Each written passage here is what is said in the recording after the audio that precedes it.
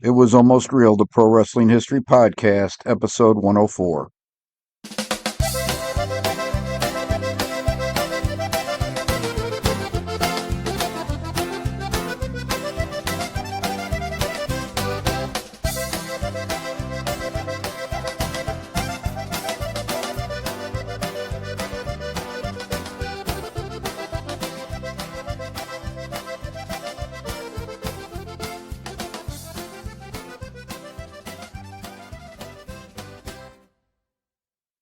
Hello and welcome to this episode of It Was Almost Real, the Pro Wrestling History Podcast.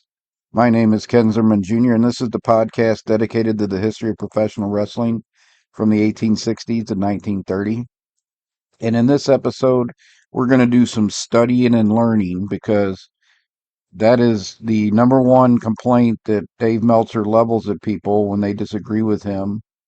He advises everybody to study and learn. So today we're going to do a little studying and learning about what I learned and what I had wrong with the books I've researched.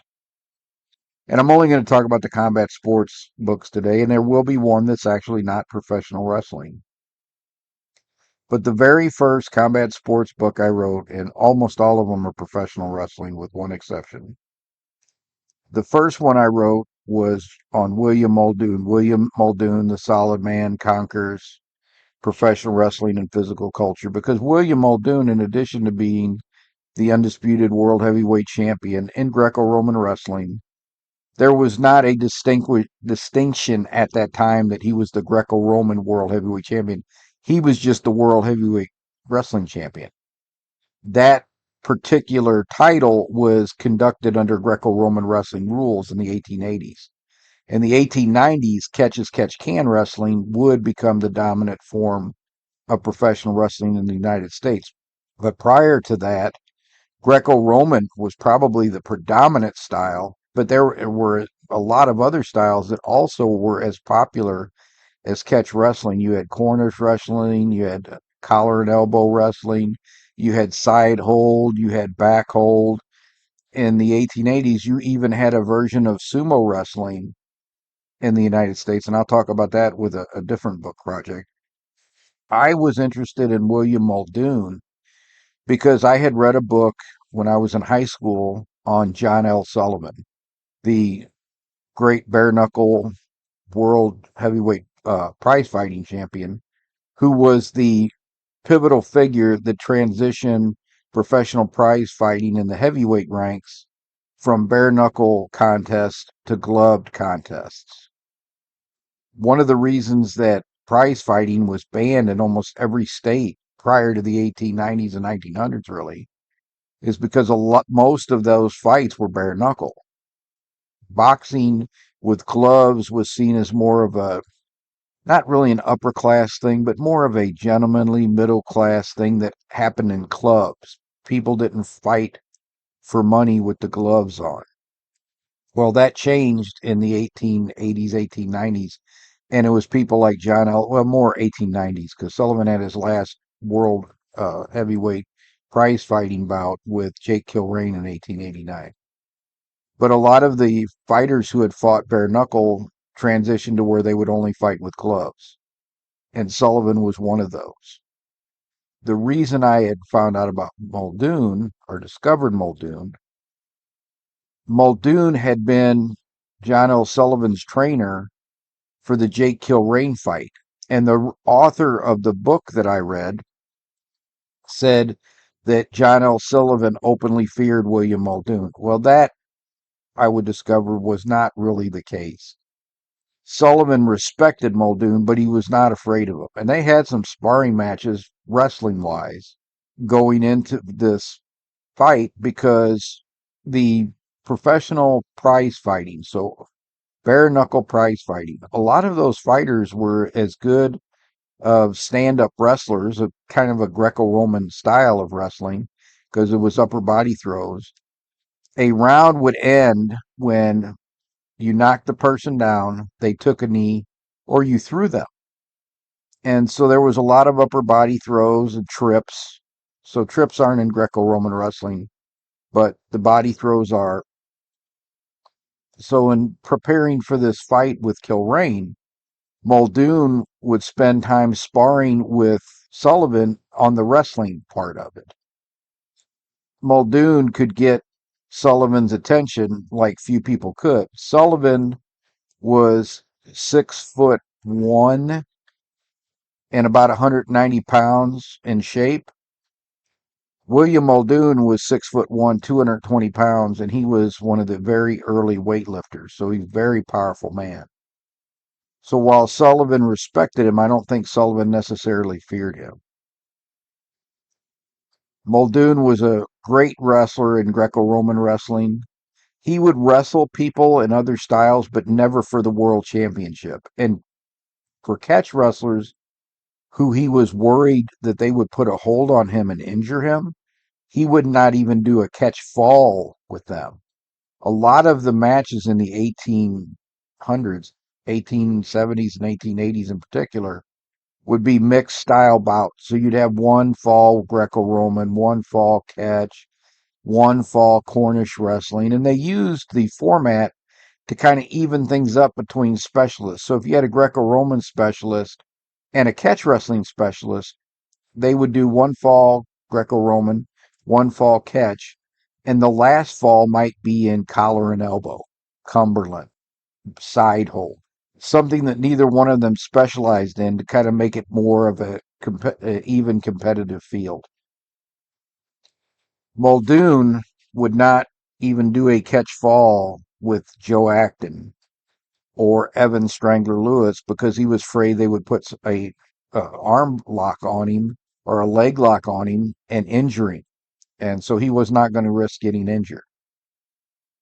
The second combat sports book that I wrote about was actually a bare knuckle prize fighting champion from the 1850s by the name of John Morrissey. And this is Morrissey versus Poole, Politics, Prize Fighting, and the Murder of Bill the Butcher. So if you have ever seen the movie Gangs of New York, you have seen the character played by Daniel Day-Lewis, Bill the Butcher Poole. That character was based on a real bare-knuckle prize fighter, not on the level of Morrissey, but who was also an enforcer for the Know Nothing Party in New York. John Morrissey was a prize fighting champion, but he also was involved in politics in New York as well for Tammany Hall because Morrissey is Irish. The Irish had taken over Tammany Hall, so he is an enforcer for Tammany Hall. Bill the Butcher Poole and his friend Tom Heyer, who was the world bare knuckle prize fighting champion for Morrissey, are enforcers for the Know Nothing Party, which is the political competitor to Tammany Hall. When Tom Heyer retires as the world heavyweight bare knuckle prize fighting champion, Yankee Sullivan, who was his last opponent, Heyer's last opponent, is recognized as the world heavyweight bare knuckle prize fighting champion. He is matched against the young up and coming bare knuckle prize fighting champion John Morrissey. Well, he's not champion yet, but he's going to be. Heyer and Poole are backing Yankee Sullivan, while the Irish contingent is supporting John Morrissey. And John Morrissey wins that fight, causing significant financial losses for Heyer and Bill the Butcher Poole, which starts a feud between these two factions. Poole challenges Morrissey to a street fight, and for whatever reason, Morrissey agrees to this. Poole is a bare knuckle prize fighter. If he would have offered him a title fight, Morrissey would have been in a much better position in that fight, but instead he agrees to a street fight and meets Bill the Butcher Poole down on the docks in New York. And of course, there's no rules in this street fight. So Poole gets him down on the ground and then kicks him with these heavy boots he's wearing and puts a pretty good beating on Morrissey. which is embarrassing for the world bare knuckle prize fighting champion to lose in a street fight, even though there were no rules and Poole was wearing these heavy boots that he used to his advantage to inflict a lot of damage on the Morrissey. So now the tension between the factions are at a fever pitch. And Poole doesn't help himself because two of Morrissey's friends, who are not bare knuckle prize fighters, they're on the tough guy scale, but not nearly at the level of higher in Poole. Poole beats the hell out of one of these guys in a tavern a few weeks before the ultimate confrontation in the tavern between the two factions. Flash forward a few weeks later, Morrissey is still nursing this grudge from this street fight, and they all run into each other at this tavern on Broadway. Words are exchanged. Poole and Morrissey almost come to blows. The police separate them, take them away, but the police let both of them go. Morrissey ends up not returning to the tavern, but Poole does. Poole returns. The guy that he's beat the hell out of decides they've had enough. Two of Morrissey's friends attack and murder Bill the Butcher Poole. They all leave New York for a short time to flee prosecution because the prosecutors do prosecute Morrissey for the murder of Poole, even though he wasn't in the tavern at the time, because they said you had to be responsible for this. He's acquitted. Person that actually fired the bullets and killed Poole is also acquitted, because I think Poole's reputation and the fact that he had beaten this guy senseless, I think the guy's lawyer was able to make a convincing argument that this guy was so afraid of Poole that he shot in self-defense. Although if you read the witness statements, there was no self-defense involved in this. The reason I ended up writing this book, because I did a few posts about it initially, was because the second part of Morrissey's life, he becomes a state senator for Tammany Hall. You would expect that he would be a corrupt senator, but actually he tried to do lots of good for the city of New York, and he was responsible for a lot of bills in the Senate that improved the daily lives of a lot of people. And part of the motivation for him to redeem himself is because he has a young son, and he doesn't want his son to have the taint of being the son of a murderer. So he wants to do everything he can to wash away that stigma and to do a lot of good for poor working class people, which he was for most of his early life. That's my main motivation for writing that book. It is still actually one of my favorite books that I've ever written. Then I get back into professional wrestling, and that's pretty much what I've written about combat sports wise ever since. I am going to write about the murder of Stanley Ketchel, who was the world middleweight boxing champion, when he was murdered near Springfield, Missouri, at only 24 years of age. But I don't know when I'm going to get to work on that book, because I've got another couple wrestling books in the pipeline. Let's get to the second wrestling book I wrote, which was Evan the Strangler Lewis, the most feared wrestler of the 19th century. And the more I researched Evan Strangler Lewis, the more I said, this is a book, and this is a book that needs to be written because people need to know about him, because he was such a seminal figure in the establishment of the American Heavyweight Wrestling Championship, which was the first catch-as-catch-can championship in the United States. He had so many big matches, most of the time as the conqueror. So he almost killed poor Sorikichi Matsuda in Chicago in 1886, and that's really what forever cast Lewis as a heel with the wrestling fans. They despised him so much that despite the racism of the time, Sorikichi Matsuda became a fan favorite. You'll notice I called him Sorikichi Matsuda. If you search for him in the newspaper archives under Sorikichi Matsuda, you will never find him, because in the United States, Kojiro Matsuda, which was his real name, was known as Sorikichi Matsada, and it was a newspaper screw up, probably initially, of his sumo name and his real last name. His sumo name was Torikichi, and his last name was Matsuda. And a lot of times the newspapers in the 1880s were not always the greatest on making sure they had things spelled correctly. So Torikichi Matsuda became Sorikichi Matsada, but most historians today refer to him as Sorikichi Matsuda, which is what I did in the book. He almost killed poor Sorikichi in Chicago in 1886 with a stranglehold first, and then he tries to break his leg. Evan Lewis was just nasty. He would be working a match and someone would make him angry and he would start shooting and hooking them. One guy made him mad. He put an arm lock on him and almost, well, he might have broke his arm, but he definitely hurt his arm. And the guy was shocked because they had been working. It took him a minute to catch on to what was going on before he finally gave up. But that's just, Lewis was nasty. And he was one of the famous victims of Yusuf Ismail. So Yusuf Ismail, the original Terrible Turk, came to the United States and wrestled for 6 months and made enough money that he was going to go back to his native Bulgaria and open a coffee shop. That's the whole reason he came to the United States. He was in his early 40s and he heard how much money there was to make in professional wrestling in the United States. And he was a professional wrestler getting up in years and he wanted to open a coffee shop in his native country.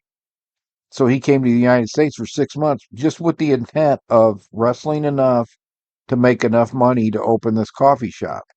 And he drowned on his way back to Bulgaria when the ship he was riding and sank. But he destroyed Evan Lewis, and Evan Lewis had never been beaten like that. And the reason he was able to do that was the great size difference. Yusuf Ismail was about 6 foot, 6'1", but was like 320 pounds. It was like trying to move a boulder. Lewis was considered a big heavyweight for that time.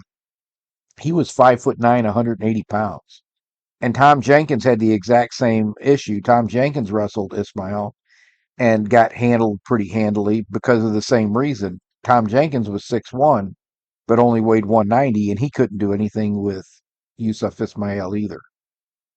After the Ismail match, that's pretty much the end of Lewis's career, and he would live another 20 years in his native Wisconsin. Ed Strangler Lewis, when he got into professional wrestling, at first he wrestled under his real name, but when he went to Kentucky in 1912, 1913, and there is some confusion about why he took the name Ed Strangler Lewis. Some people said it was because somebody had already wrestled as him when he was late in getting to Kentucky. And the historian that said this is someone I really respect, so I'm going to say it's a possibility. What I discovered when I wrote about Lewis was that Bob Turtle Fredericks, who was Bobby Manigault Sr., was already wrestling in Kentucky under Bob Fredericks, and they would not have wanted to have a Robert Friedrich and a Robert Frederick at the same time. So that's why he took the name Ed Strangler Lewis. Whichever one is the true one, when he went to Kentucky in 1912, 1913, he changed his name to Ed Strangler Lewis, and it was an homage to Evan Strangler Lewis. Evan Strangler Lewis was one of the guys that Muldoon would not wrestle catch with. The next book I wrote on wrestling, still one of my favorites because the topic was one I had always wanted to research. It's one of the books I'm probably the most known for, and that is Gotch versus Hackenschmidt, the matches that made and destroyed legitimate professional wrestling. These were two of the most anticipated matches of the 1900s, and I am a huge mark for George Hackenschmidt. I had read his book, How to Live Health and Strength, when I was in college. I just admired him so much as a weightlifter, as a wrestler, as a human being. Nothing I discovered writing this book changed my mind on Hackenschmidt. But what it did do was it changed my mind on Frank Gotch. And there's a couple reasons for that. Number one, I did not have a good view of Frank Gotch going into that project because before I did the research on this book project, I believed the story that I had heard on the A&E special, The Unreal World of Professional Wrestling, where Lou Thez told the story about Ad Santel, Adolf Ernst, getting $5,000 from Frank Gotch to purposely injure George Hackenschmidt prior to their second championship match on Labor Day 1911. As I've said in previous podcasts, I do not believe that story at all now. I believe that Ernst was feeding Gotch information about Hackenschmidt's condition, but I don't believe that he purposely injured Hackenschmidt because Hackenschmidt had knee issues prior to this match. The other thing I didn't think too much about Gotch is because I had seen the characterization of him by Ed Strangler Lewis and others that he was just a dirty wrestler. Gotch definitely would wrestle dirty. He fouled his way to the title in the first match against Hackenschmidt in 1908. The difference is, though, Gotch was not like an Evan Strangler Lewis or an Ad Santel who would just hurt somebody because they had a nasty mean streak. Gotch cheated as a way to win. That was part of his strategy for winning. He fouled Tom Jenkins in their matches as well, but Tom Jenkins fouled him right back, and Gotch never complained about it. It was a way for him to get a competitive advantage over someone, and it really worked well against Hackenschmidt, who was a gentleman and who would not resort to those tactics. So he basically just got fouled around for 2 hours before he finally said, "No, I've had enough of this," and surrendered the title to Gotch. That was a 2 out of 3 falls match that ended after one fall because Hackenschmidt just surrendered the match and his title to Gotch. The match that they went into in 1911, George Hackenschmidt should have followed his instincts and canceled that match. He was in no condition to go into the ring against Gotch. There is a story in The Fall Guys that I also do not believe. And I will tell you right now, The Fall Guys by Marcus Griffith is a great place to start your research, but don't ever write anything out of it like it's gospel.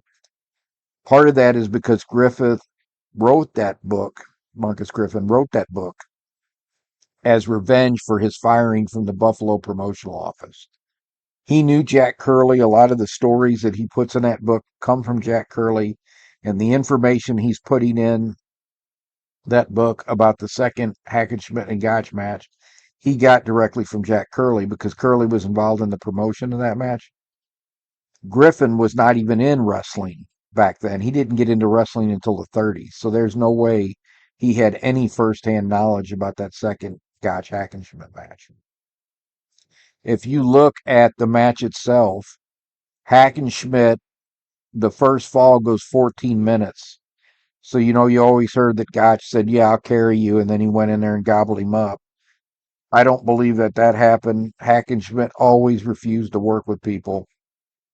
There's no way that Hackenschmidt agreed to go on with that match because Gotch was going to carry him. He agreed to go on with that match because Jack Curley said he was going to cancel all the betting on that match, which he did in the newspapers, but then he sent his guys out to work the crowd that day. And according to what he told Griffin, I can actually believe this part of it because it's completely in character with Jack Curley, if you know anything about Jack Curley. Curley sent people out to bet and he would only take money on Hackenschmidt. So if you wanted to bet on Gotch, they wouldn't take it. He supposedly made $30,000 off of bets on Hackenschmidt that day. Hackenschmidt lasted 14 minutes in the first fall, and I think that's all that he could last. And he basically just couldn't go on anymore after that. And then the second fall, and this is what hurt wrestling for a long time afterwards. The second fall, he can't resist Gotch anymore, and Gotch gets him down pretty quickly. I'm pretty sure that second fall went 4 minutes. But when he took him down for the second fall, he immediately went for the leg lock. And Gotch had two leg locks. One he worked, and one was shoot. And this is a contest. So he puts this shoot toe hold on him. Hackenschmidt says, "Please don't break my leg." And Gotch heard him say something to him, but couldn't hear what it was. He kind of growled at him. "What did you say?" And Hackenschmidt said, "Mr. Gotch, please do not break my leg." And you might think, "Oh, that's made for TV." He actually talked that way. Hackenschmidt did to people. Frank Gotch looked at him and said, "There'll have to be a fall." And Hackenschmidt rolled to his back. He was on his stomach. He rolls to his back to give up the second fall to Gotch. The fans went crazy because in their mind, they just saw a work. These guys talked to each other, and Hackenschmidt flipped onto his back. If they were working, they would not have been so obvious about it to give it away to everybody in the building. That's not how you work. This was Hackenschmidt's way to end the match and Gotch's way to humiliate Hackenschmidt, who he was pissed off at still because Hackenschmidt did not wrestle him in St. Louis during the 1904 World's Fair. Hackenschmidt didn't even come to the United States until 1905, and then he wrestled Tom Jenkins, who had beaten Gotch for the American Heavyweight Wrestling Championship. Gotch beat Jenkins 5 times, but in their 6 competitive matches, they were 3-3. The last 2 victories Gotch had were after Jenkins had gone into semi-retirement and was the defensive tactics instructor, basically self-defense instructor for the U.S. Military Academy at West Point. The fans, though, went ballistic. They started throwing the cushions into the ring. The police had to get the wrestlers and that out of there. And this is a crowd of over 30,000 people. So if they riot, the police are going to be totally overwhelmed. They can't do anything. And the stench, the newspapers ripped that match apart. The stench of people thinking that they had been had.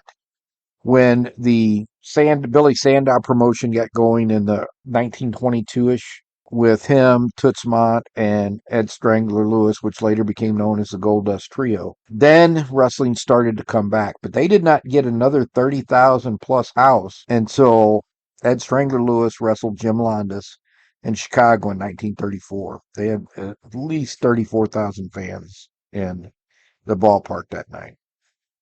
Still quite proud of that book. I stand by all my conclusions in it. There are people out there that disagree with me. That's perfectly fine. We don't have to agree on everything. Historians can disagree. We can disagree, period. That's something I think that's been lost on people, is they think we all have to like the same things, which we do not. Then the next book I wrote was The Mass Marvel to the Rescue. I probably learned more in this book than I did in many of the others, because I had no idea, number one, that it was 2 tournaments instead of 1. Well, let me set up why I was interested in this. I had heard stories from Larry Matisick about the Mass Marvel, the first mass wrestler in the United States, in the 1915 International Tournament in New York. So I start pretty early on. I started blogging in 2013. And in 2013, I started researching both Gotch versus Hackenschmidt, the double cross of the Goldust Trio by Stanislaus Zbyszko, and this tournament. And the first thing I found out about this tournament was it was actually 2 tournaments. There was a spring version and a fall version of the 1915 New York International Wrestling Tournament. The purpose of the tournament was to get Alex Aberg over with the American public so they would accept him as the World Heavyweight Wrestling Champion successor to Frank Gotch, who had retired in April of 1913. The first thing I found out, which I had no clue, is that this tournament was conducted in Greco-Roman wrestling rules, primarily. It was exclusively Greco-Roman wrestling in the spring tournament. In the fall tournament, for a number of reasons, their attendance started to dip, so they started to do some catch matches as well, and That is where they introduced the Mass Marvel, and they introduced him fairly late into the tournament. The tournament starts in October. They introduced the Mass Marvel at ringside challenging people in December, and they introduced him specifically to save that tournament because the attendance was so bad. So one of the big challenges with that was they had to go for a local wrestler because they were so late into the tournament when they introduced this gimmick to try to save the tournament. And the name of the book I was Mass Marvel to the Rescue: the gimmick that saved the 1915 International Wrestling Tournament. And it did bring the fans back to the tournament. But it also led to the exposure of the business to a degree because they had to go with a local wrestler because one, Joe Stecker had just won the American Heavyweight Wrestling Championship. Soon the fans would recognize him as the world champion. So getting somebody from the Midwest where almost everybody was affiliated with Martin Farmer Burns in some way was not going to happen. So they had to go with a local wrestler named Mort Henderson. That decision would lead the Mass Marvel identity of being found out, discovered within less than a month. That also led to the exposure of the business because how did this journeyman all of a sudden become a world beater? Saved the tournament and brought fans back in to see the tournament, but also led to exposing the business. Besides trying to establish Alex Aberg as the world heavyweight champion, which it failed miserably at that, it did also establish a couple of younger wrestlers as real national names. One was Ed Strangler Lewis, who came into the tournament later, around November. He came in right before the Mass Marvel. And Vladek Zabisco, who was the second most successful wrestler in this tournament. And in the spring tournament, for sure, most of the matches were all contests. In the fall version, most were contests, but they did start working in a little bit as well. The other book that I'm probably most known for is Double Crossing the Gold Dust Trio, Stanislaus Zabisco's Last Hurrah. This book is primarily about Stanislaus Zabisco's return to the United States in 1921.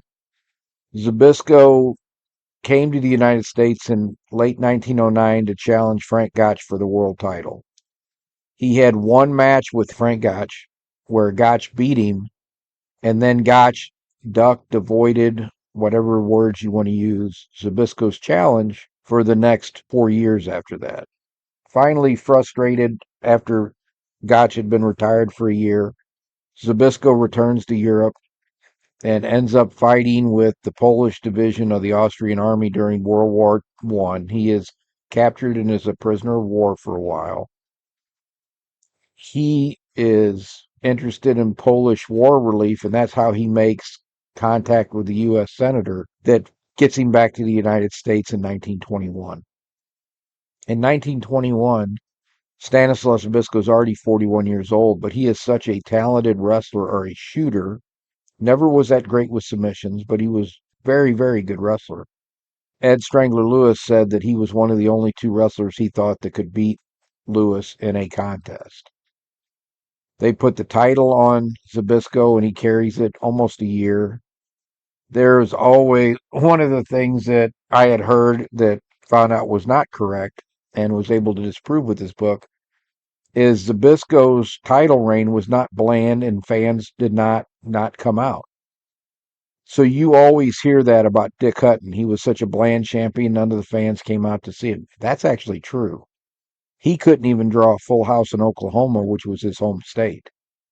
That was not the case with Stanislaus Zabisco. That he was drawing big crowds all through his title reign. They had never intended him to have a long run with the title. It was mainly to take the title off Lewis to get the heat off him and his headlock for a little bit. And then the plan was for it to go back to Lewis, and Lewis held it for 3 years after that. Fans started to get a little tired of Lewis, so they put the title on Wayne Big Munn. a college football player from Nebraska that did not have a lick of legitimate wrestling talent. He was one of the first pure performers that they put a title on. They had taught him enough that he could have a competent, worked wrestling match, but any legitimate wrestler was going to put Munn in a lot of trouble. Sandow allayed Lewis and Mont's fears about putting the title on Munn by saying, we're only going to book him with people we trust. And one of the people they trusted was Stanislaus Zbyszko, even though Ed Strangler Lewis had frozen Wladek Zbyszko out of the world title picture for 3 years. They still trusted Stanislaus, and in their first title match, Munn and Zbyszko put him over no problem. But Zbyszko was just biding his time, and that time came in Philadelphia in 1925 when Munn was booked against Zbyszko in a title match, and none of the Gold Dust Trio was there that night. It was just Max Bauman, and the only hooker on the card was John the Nebraska Tiger Man Pesek, who decided not to get involved in this match at all. And Zbyszko shoots on Wayne Big Munn and beats him in 2 straight falls. This is one that's still, to this day, one of the greatest double crosses in professional wrestling history. It led to the world title being divided for almost 3 years, and it led to Stecker having one version of the title and Lewis having the other. But it was mostly the story of Stanislaus Zbyszko's career with Lewis during that time and the machinations of the Gold Dust Trio. We go into that quite a bit. Then I wrote Gotch versus Zbyszko because to me that was the second part of the Stanislaus Zbyszko, well, actually the first part. So I wrote the second part first, and then I went back and wrote Gotch versus Zbyszko because that covers the 5 years that Zbyszko was in the United States the first time between 1909 and 1914. And Zbyszko would die near St. Joseph in 1967, and he's buried in Maine next to his wife who had died several years before him. Stanislaus Zbyszko was living with his brother Wladek on Wladek's farm near St. Joseph when he passed. Gotch versus Zbyszko is the year leading up to the match between Gotch and Zbyszko, and then Zbyszko's pursuit of Gotch for the next 4 years and how frustrating it was and how it was painfully obvious that Gotch was ducking Zbyszko's challenge to the point where Gotch starts getting his first bad coverage in the newspapers ever.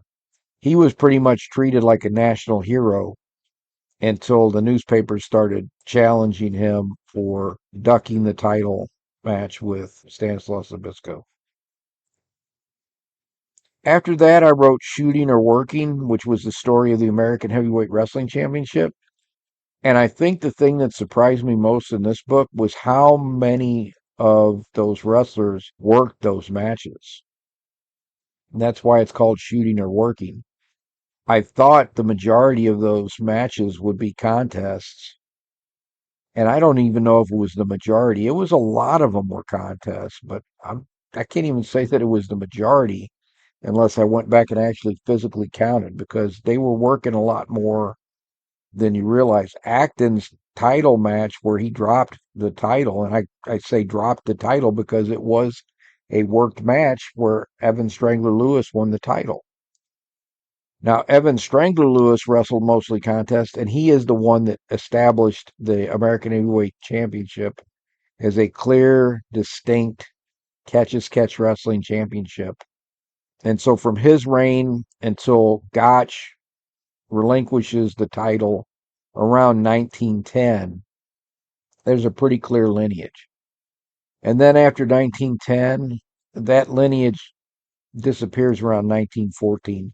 And while you will read and you will see that they will say the American Heavyweight Championship, was inaugurated in the match between Edwin Bibby and Duncan C. Ross, and it lasted until 1922.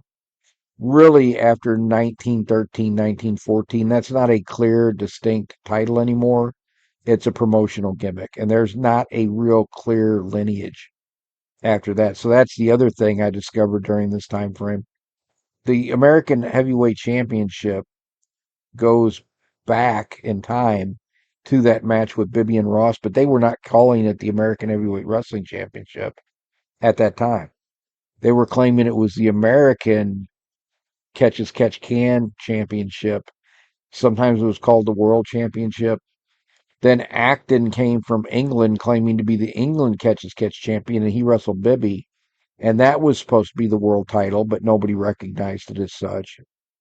And then finally, when Lewis gets the title and really establishes it's a clear, distinct American Heavyweight Wrestling Championship. So I think that the title lineage actually is from around 1886, 1887 to 1913 ish. The next book, Wayfarer in a Foreign Land, was the story of Sorikichi Matsuda.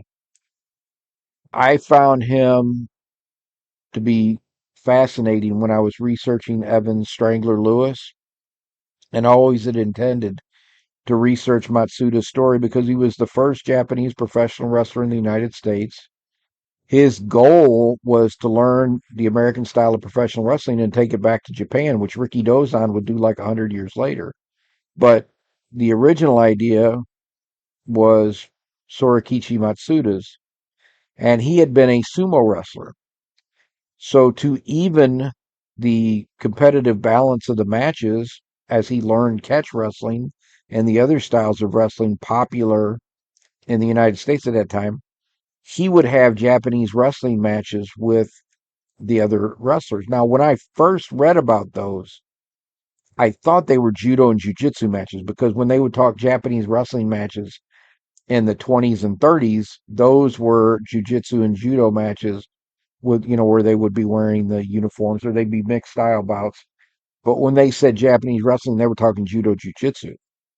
When they were talking Japanese wrestling in the 1880s with Sorikichi Matsuda, they were talking about sumo wrestling and sumo rules.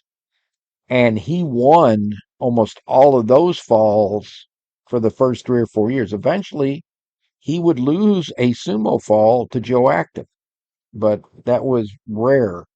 That was his way of evening the field. The other two things I discovered writing this book that I had no idea before I did so was that Matsuda could have made a living as a professional strongman if you could make a living as a professional strongman. Just like today, it's very, very difficult to make a living as a strength athlete. So Matsuda wrestled, but he would take part in these strongman competitions and he would defeat people 100 pounds heavier than he was. Pound for pound, he was probably one of the strongest men in the world during his time in the 1880s and early 1890s.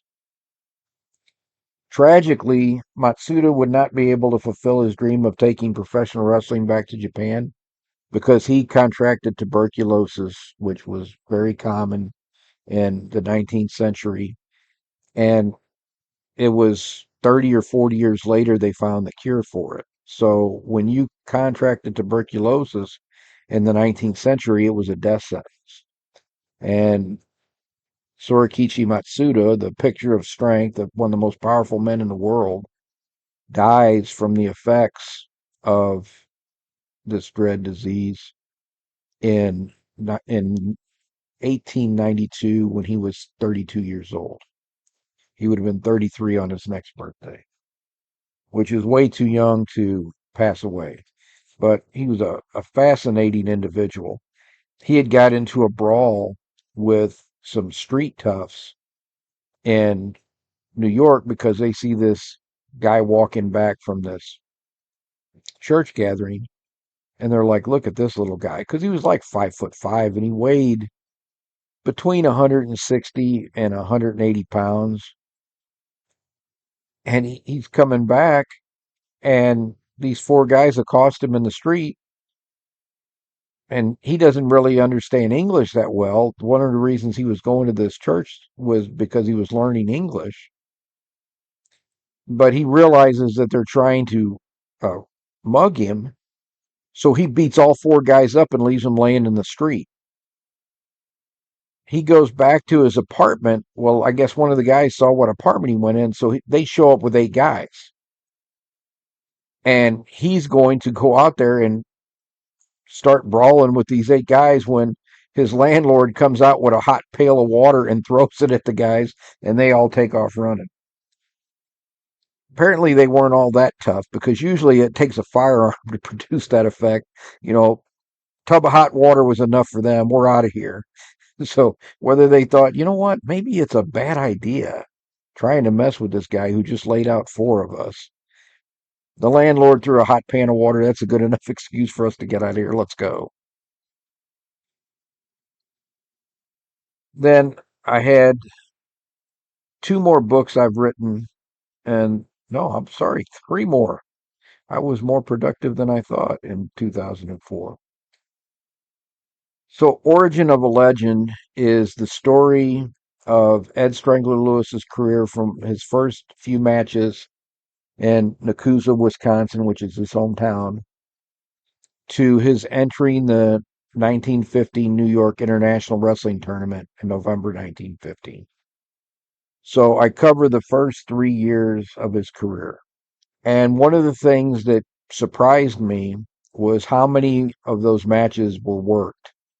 The vast majority of the matches that he had in Kentucky, he had a couple contests. They were few and far between. One with Stecker, one with, well, actually, he was supposed to be working the matches with Vladik Zbyszko, but those 2 matches devolved into fistfights.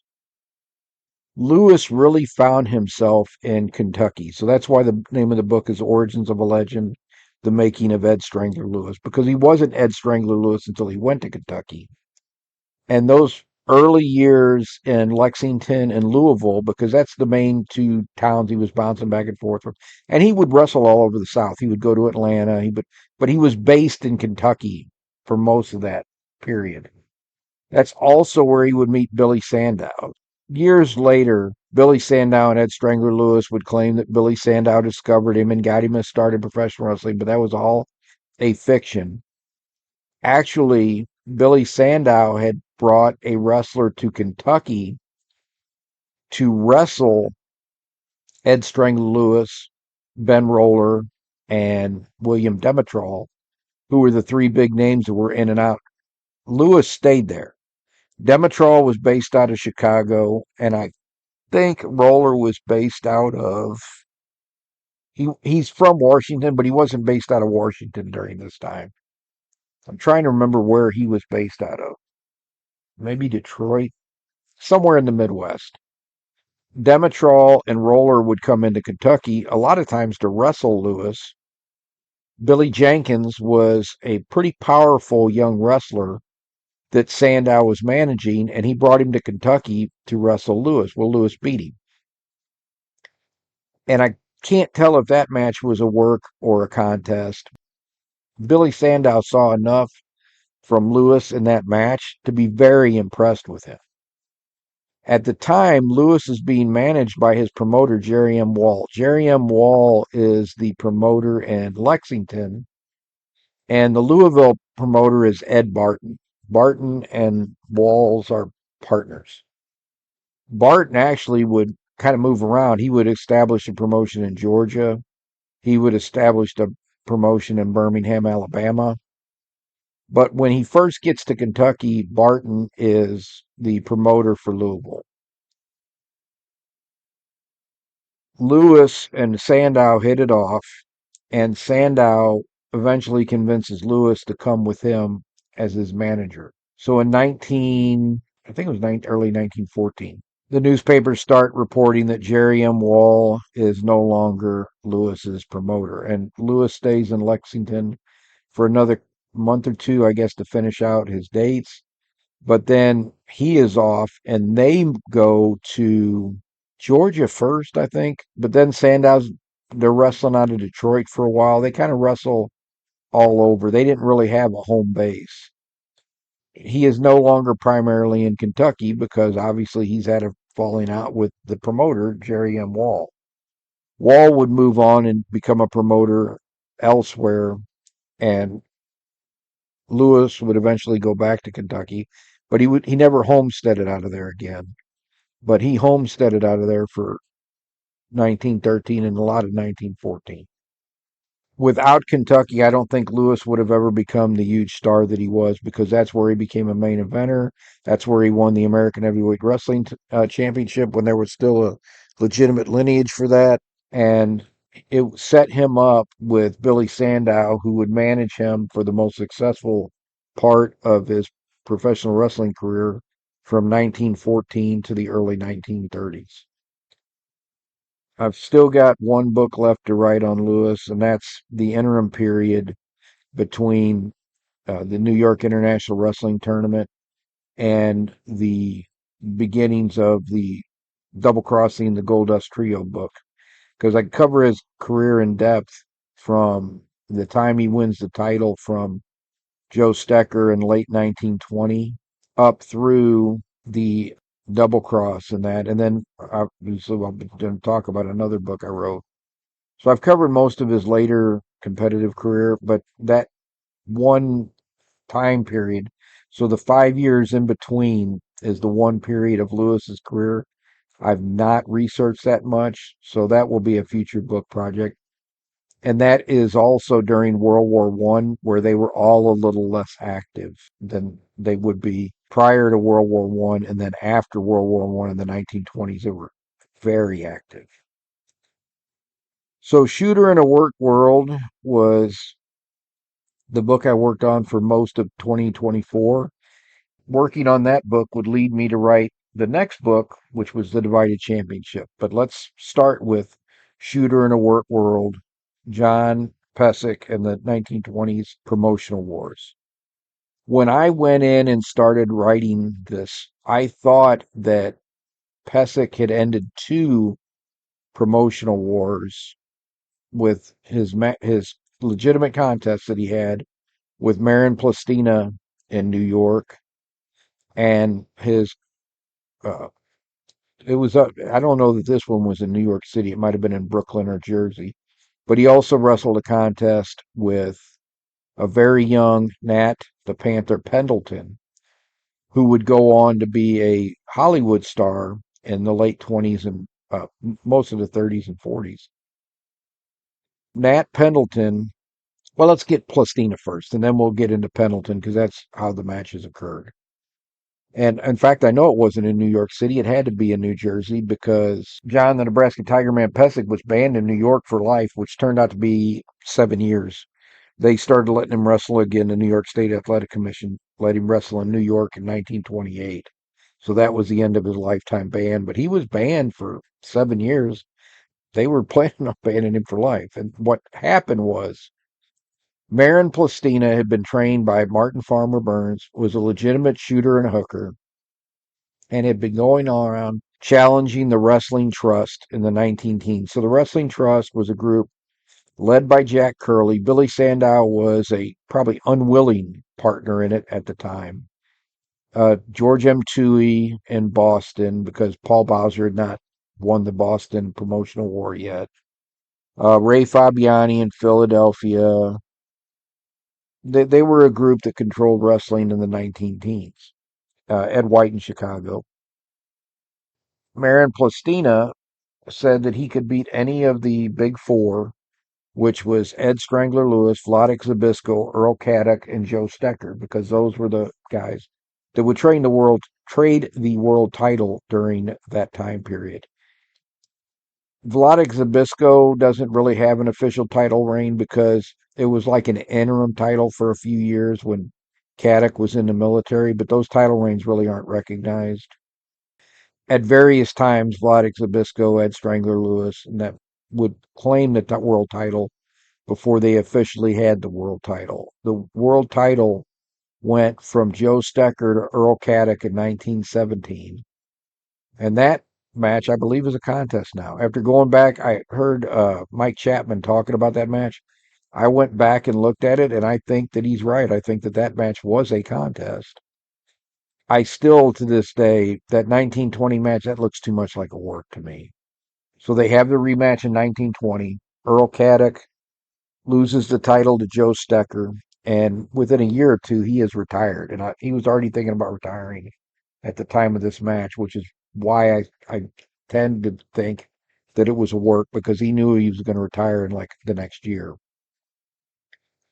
Stecker holds the title for about 9 months and then drops it to Lewis at the beginning of 1921.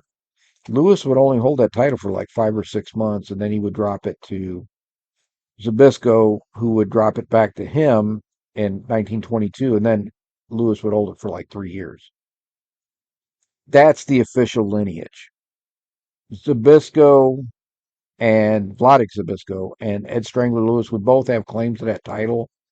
Prior to that, during that time period where Earl Caddock was in the Army and was not defending the title, they would have like an interim title, but it's not recognized in any of the official lineages.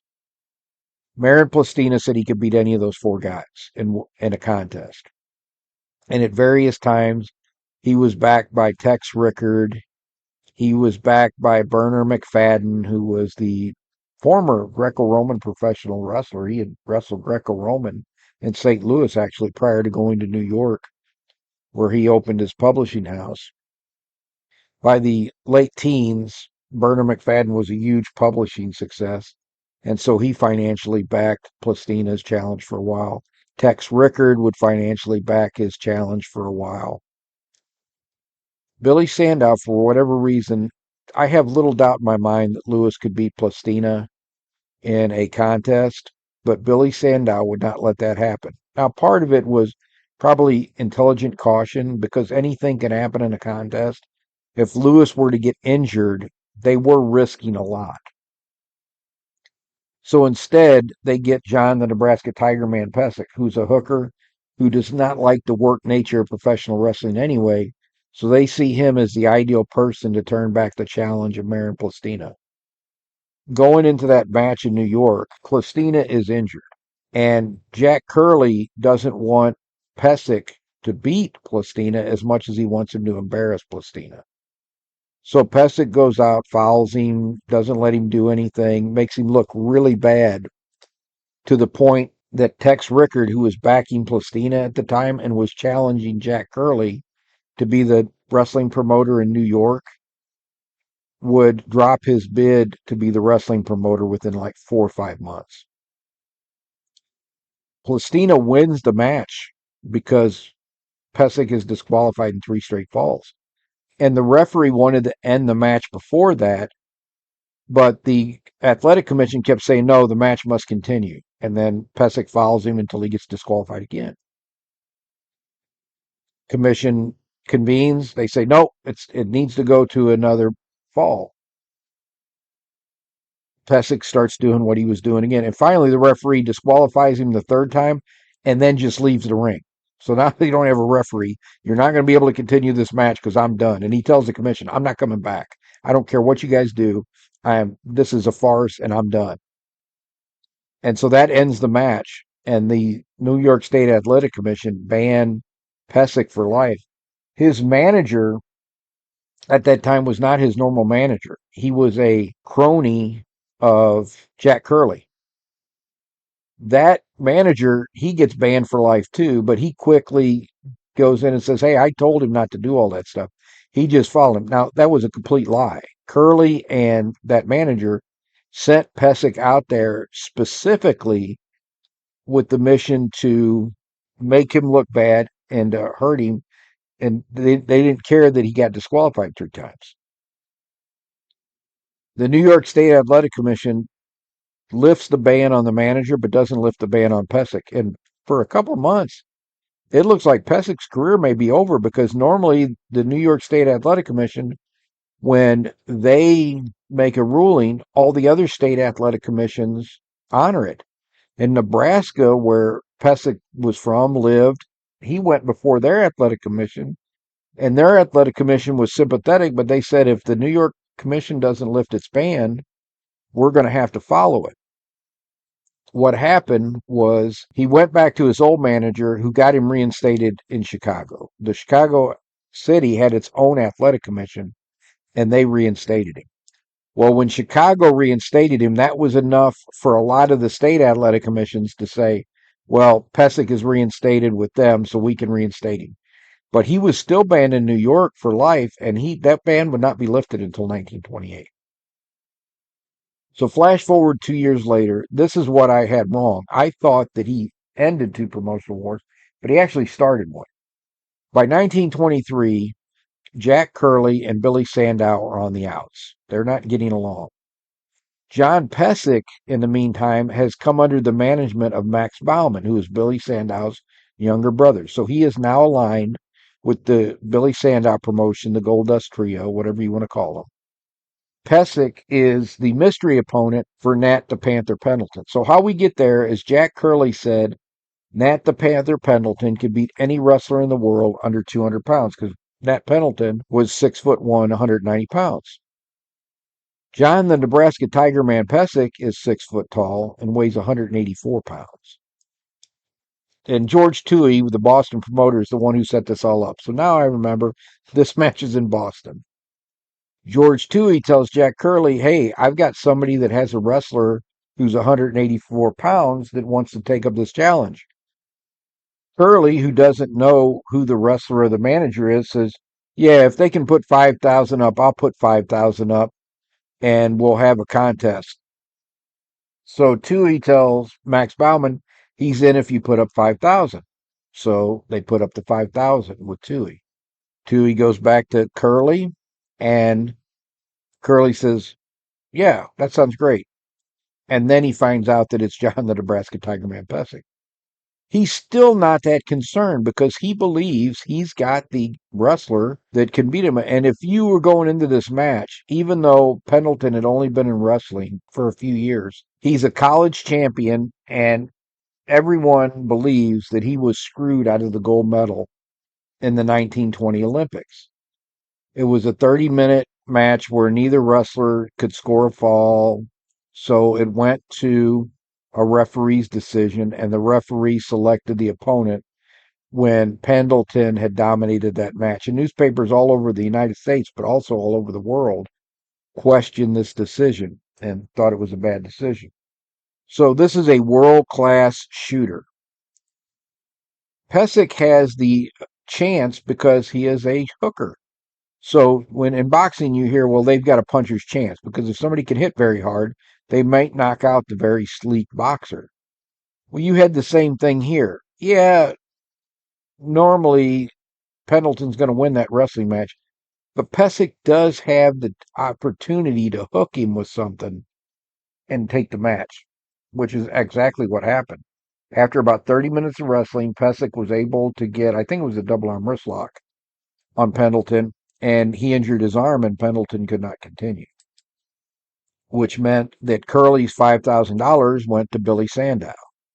So that didn't end a promotional war. That really heated up a promotional war. They weren't getting along, but they weren't in a promotional war yet.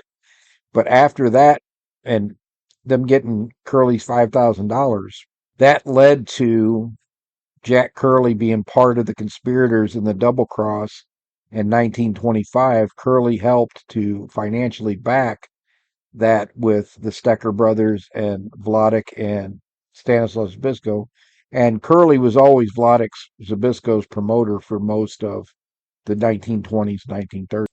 And when George M. Toohey was involved in the promotional war in Boston with Paul Bowser, Curley didn't really assist Bowser, and they were at odds for a few years after he won the promotional war. But he also did not go out of his way to really help George Toohey that much because I think he was still smarting over Toohey's involvement in setting up this match where he lost his $5,000. Pesek did not end two promotional wars. He ended one and started another one. The other thing is, I thought that nobody would ever put the world title on Pesek because if he didn't want to give it up, he would try to shoot on somebody. In actuality, he wore the world title 3 times in the late 20s and early 30s. The reason he was a less active wrestler and was not the world champion that much is because he had already had greyhound racing dogs, But when he went to Australia in 1929, he brought back two Australian racing dogs because the Australian greyhounds were bigger than the U.S. greyhounds at the time. And in 1974, when he was awarded with the Lifetime Award from the Greyhound Racing Association, the two dogs that he brought back in 1929, 70 to 80% of the racing dogs in the United States were descended from those two dogs by the 1970s.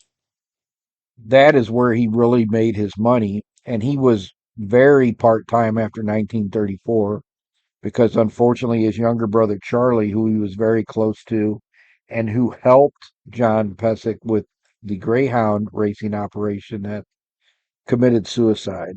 After he committed suicide, John Pesic had to run that side of his business pretty much himself.